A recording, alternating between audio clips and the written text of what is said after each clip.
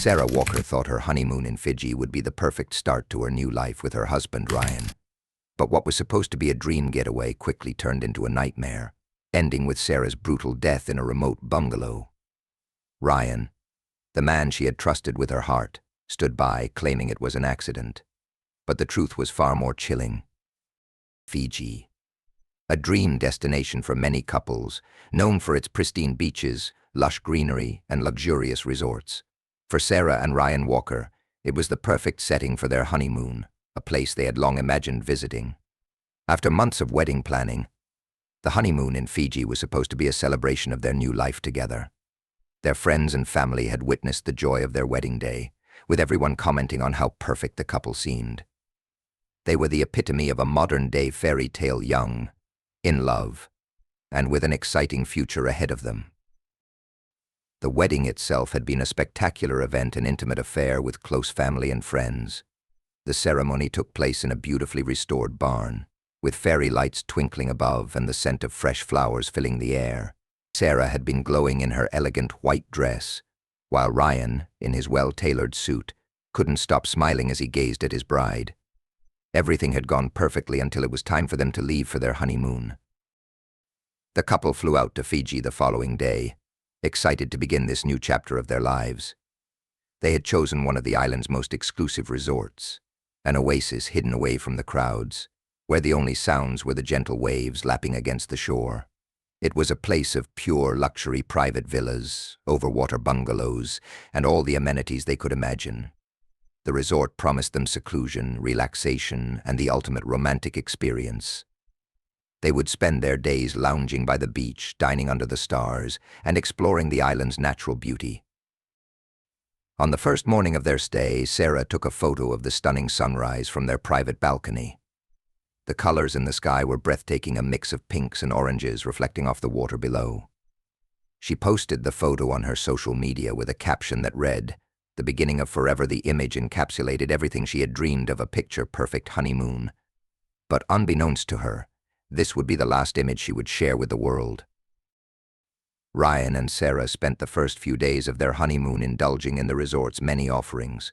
They explored the nearby coral reefs, went kayaking, and enjoyed candlelit dinners on the beach. Ryan, ever the attentive husband, showered Sarah with affection. He made sure she felt pampered, ordering her favorite drinks and surprising her with thoughtful gifts, local jewelry, and handcrafted keepsakes. At the time, Sarah felt like the luckiest woman alive, surrounded by beauty and love. But as they settled into their tropical paradise, things began to feel different. It wasn't obvious at first, but small moments started to stand out to Sarah. Ryan, once playful and relaxed, started to display a more intense side. His attention, while initially endearing, began to feel suffocating. At times he would become unusually quiet, staring off into the distance as though lost in thought. And when Sarah mentioned anything about returning home early or even talking about her family, Ryan would brush it off, trying to steer the conversation in another direction. Sarah, ever the optimist, chalked it up to the stress of the wedding and the intensity of the trip. She thought that perhaps Ryan was just adjusting to the idea of married life, but the unease continued to linger. Despite everything looking perfect on the surface, Sarah couldn't ignore the nagging feeling that something was off. She had no idea how much her world would soon change, or how quickly her honeymoon would turn from a dream into a nightmare. As the days wore on in their secluded paradise, the bright aura of their honeymoon began to dim. Ryan's behavior shifted subtly but noticeably, and Sarah couldn't quite pinpoint what had changed. Initially, she attributed it to the stress of the wedding, the pressure, the planning, and the whirlwind of emotions. Ryan, who had always been a calm and easygoing partner, had seemed on edge since they arrived. She noticed it in the way he snapped at her over small things, like when she commented on how beautiful the resort staff was, or when she mentioned a potential tour she had read about on a brochure. On the second day of their trip, Ryan seemed unusually possessive when Sarah spoke to another guest at breakfast. It was a minor interaction, nothing more than a quick exchange about the weather, but Ryan's eyes narrowed, and he immediately asked Sarah if she knew the man personally. At first, Sarah laughed it off, brushing it off as a harmless moment of jealousy. She reassured herself that it was simply part of the honeymoon excitement. that Ryan probably felt protective of her. After all, this was their time alone, and perhaps he was just feeling overly cautious. But then came the hike, a decision Ryan pushed for with an intensity that caught Sarah off guard.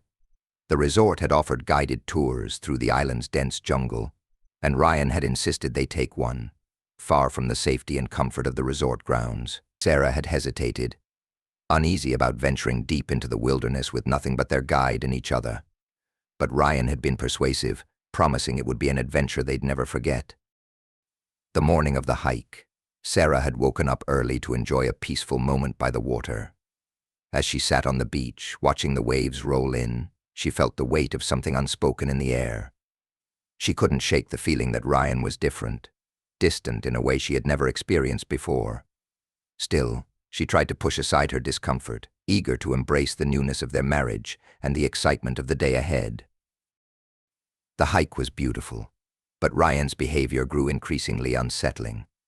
He hovered close behind her, his steps almost too deliberate, too careful. As they ventured deeper into the jungle, Sarah felt an overwhelming sense of isolation.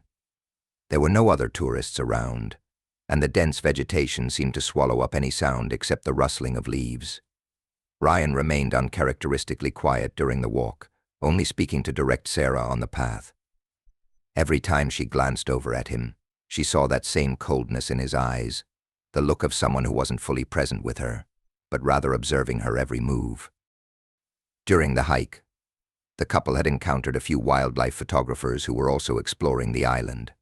Sarah had briefly struck up a conversation with one of them, commenting on the exotic birds they were photographing. The moment felt light-hearted, and for a brief second, Sarah forgot about the tension between her and Ryan. But when she turned back to Ryan, she was surprised to find him glaring at her from a distance, his jaw clenched tightly. Sarah shrugged it off, thinking it was just an overreaction to the heat and the unfamiliar terrain. But by the time they returned to the resort, the dynamic between them had shifted again. Ryan, who had once been affectionate and doting, was now acting withdrawn. He refused to speak much during dinner and avoided eye contact. Sarah found herself trying to make small talk, but every attempt was met with curt responses or complete silence. She felt a knot tighten in her stomach. The man she had married seemed like a stranger, and for the first time in their relationship, she felt truly alone. What had started as a honeymoon in paradise had quickly become a trip defined by an undercurrent of unease and isolation. Sarah, confused and hurt, began to wonder if she had misread something in Ryan's personality. Maybe the stress of the wedding had affected him more than she had realized. Or maybe the dream of a perfect honeymoon had clouded her judgment, and this relationship wasn't as ideal as she had hoped. As the days continued, the tension only deepened. Ryan seemed obsessed with keeping Sarah close, watching her closely whenever she spoke to anyone else. Even a passing glance at another man seemed to trigger an unsettling reaction in him. And Sarah, still struggling to understand what was happening, found herself retreating into her own mind, uncertain of who her husband truly was. She could feel the walls closing in, but every time she tried to ask him what was wrong, Ryan would brush it off, telling her it was nothing. In her heart, Sarah knew something was terribly wrong, but she couldn't yet bring herself to face the reality of it. By the 5th day of their honeymoon, the sense of foreboding that had been building over the past few days was nearly impossible to ignore. Sarah had hoped that things would return to normal. Perhaps Ryan was just feeling overwhelmed by the wedding or stressed out from the long flight. But the tension only seemed to escalate, and the perfect image of their honeymoon was beginning to crack. That morning, after breakfast, they decided to spend the day lounging by the beach. Ryan seemed insistent on staying close to Sarah, constantly checking on her, his eyes scanning the horizon as though watching for any potential threat. It was strange, unsettling, and Sarah could feel the weight of his gaze on her, even when she wasn't looking directly at him. He had always been attentive, but this level of attention was beginning to feel suffocating. At first, she brushed it off, assuming it was just a case of nerves. They had been together for a long time, and she had never felt uncomfortable around him before. Yet something inside her told her that this was different. Ryan's behavior was no longer affectionate, it was controlling. He wasn't just protective, he was starting to isolate her. At lunch, they sat on the resort's patio overlooking the water. As Sarah dug into her seafood pasta, Ryan stared at her, his expression unreadable. He suddenly asked if she was getting too comfortable at the resort, his tone sharper than usual. Sarah, taken aback by the question, responded casually, saying she was just enjoying the peaceful surroundings. She had noticed how the staff treated her with respect, and she mentioned how much she appreciated the warmth of the people around them. Ryan, however, seemed irritated by her words. He snapped that she should be focused on him and not the other guests. Sarah was momentarily stunned, unsure of how to respond. She could feel the heat rising in her chest, a mix of frustration and confusion. What had happened to the carefree, loving partner she had married?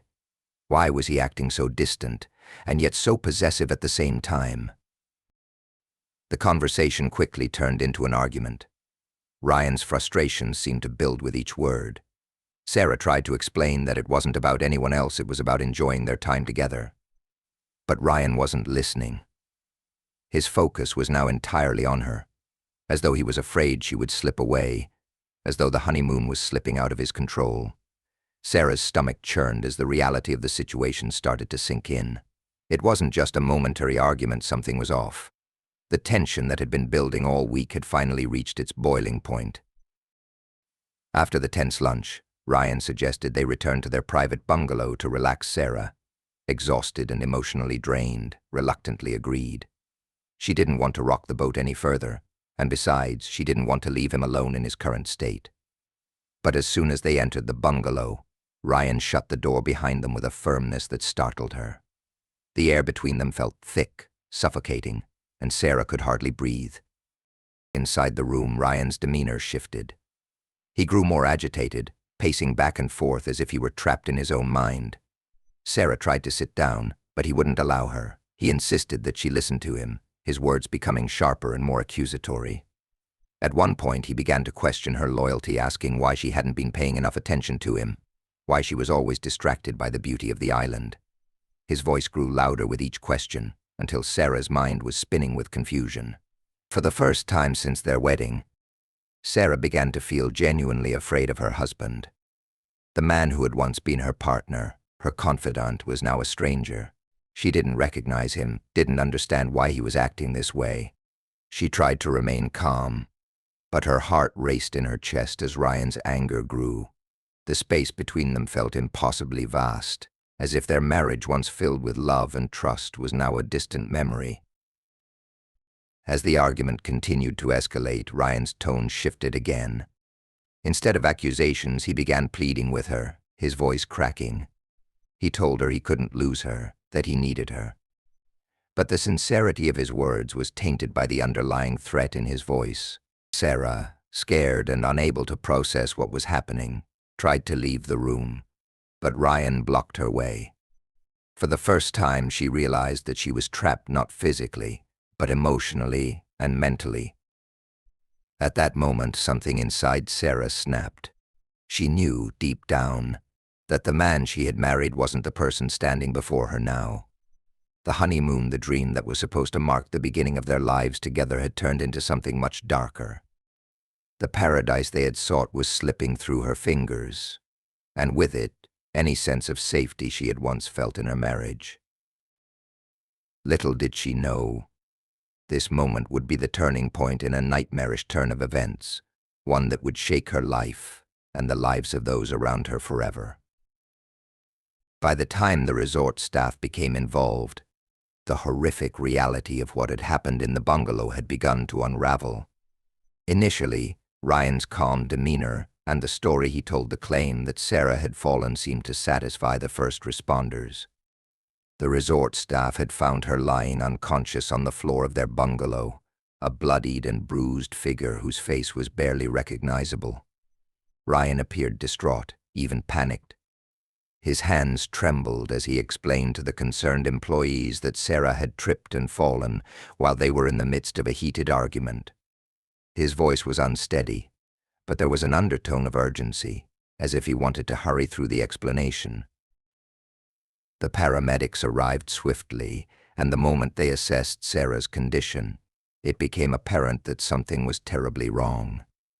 The extent of the injury she sustained was not consistent with a simple fall. Her face was swollen. The bruises around her neck and torso indicated forceful impacts, and there were signs of strangulation that the paramedics couldn't ignore. This was no accident. As Sarah was rushed to the local hospital, where she was later pronounced dead, the resort staff, now alarmed, contacted the local authorities. What had initially seemed like a tragic accident now appeared to be something far more sinister. Ryan, still in shock, was questioned by the police. His story remained unchanged, an argument that escalated, a fall that led to Sarah losing consciousness. However, as the hours wore on, it became clear that Ryan was not being entirely forthcoming with the truth. The police began to piece together discrepancies in his account. For one, the resort's security cameras showed no indication of a fall, no sudden stumble, no moment of Sarah losing her balance. In fact, the footage from the cameras leading up to the time of the incident showed Ryan and Sarah walking toward their bungalow earlier in the day, both seeming to be in a state of tension, but nothing that would suggest an accident was about to happen. Ryan's version of events simply didn't align with the evidence. As investigators continued to probe, they began to uncover unsettling details about Sarah's final days. A few days earlier, Sarah had called her best friend from the resort. In that conversation, Sarah had expressed unease about Ryan's increasingly controlling behavior. She had mentioned feeling trapped, isolated, and in her own words, scared about what might happen if she stayed with him. She had hinted at the possibility of cutting the trip short, but she had been hesitant to confront Ryan.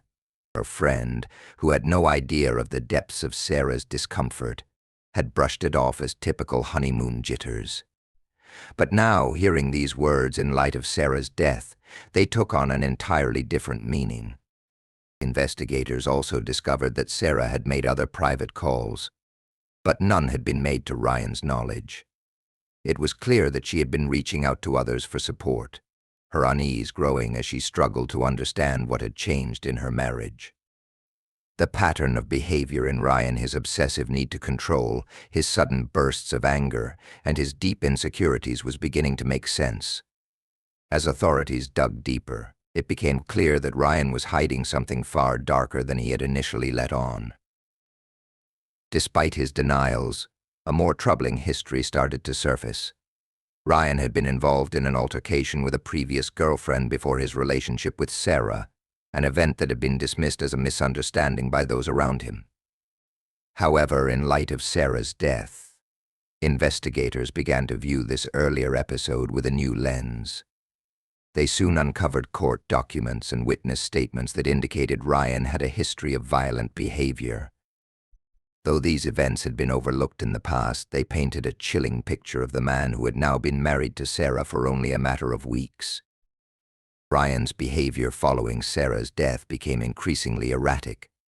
He appeared genuinely devastated, but investigators noticed that his reactions lacked the expected signs of grief.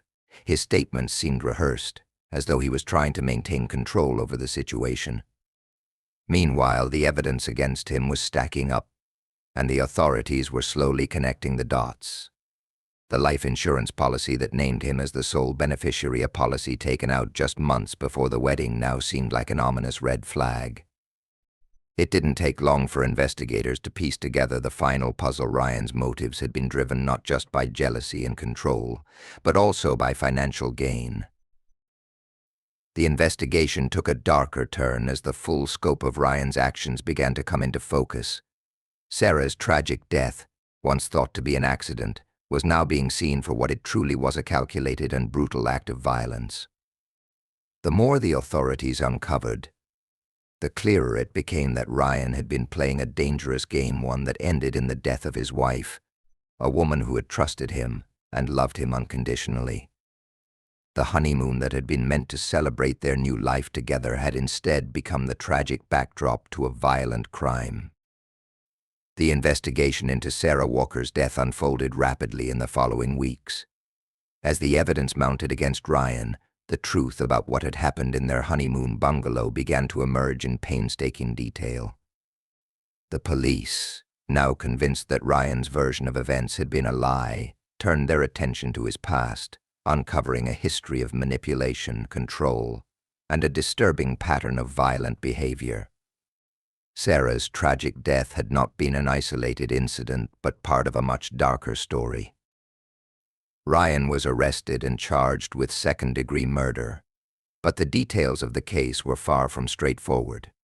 At his arraignment, he maintained his innocence, repeating his story that Sarah had fallen during an argument. His defense attorneys sought to portray him as a man devastated by the loss of his wife, claiming that the pressure of the honeymoon, the stress of their new life together, and his own emotional fragility had led to a momentary lapse in judgment. But this narrative was quickly dismantled by the prosecution, who presented evidence of premeditation and a history of controlling behavior that painted Ryan as far from the grieving husband he claimed to be. The autopsy report, which had initially been seen as a key piece of evidence, provided a chilling insight into Sarah's final moments. It revealed that she had suffered multiple blunt force injuries, including bruising on her neck, consistent with strangulation, as well as defensive wounds on her arms. The force used to subdue Sarah had been extreme, far beyond what would be expected from a simple fall. The pathologist also noted signs that Sarah had been conscious during the attack, which suggested that she had been unable to escape or defend herself from Ryan's violent outbursts. These findings painted a terrifying picture of Sarah's last moments, trapped in a remote bungalow with a man she had once trusted, now turned into her assailant.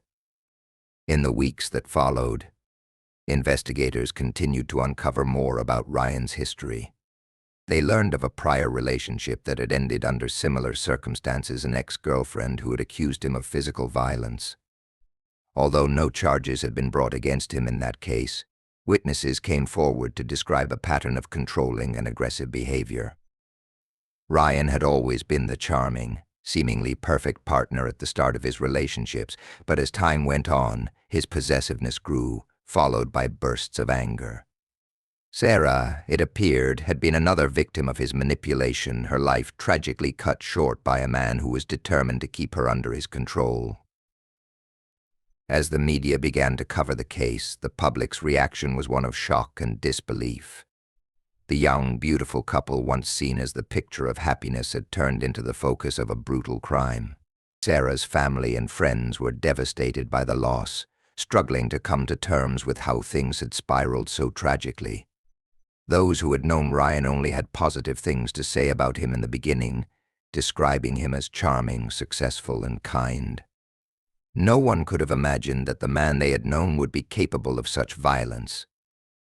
Sarah's family, in particular, found it impossible to reconcile the man they had welcomed into their lives with the monster he had become.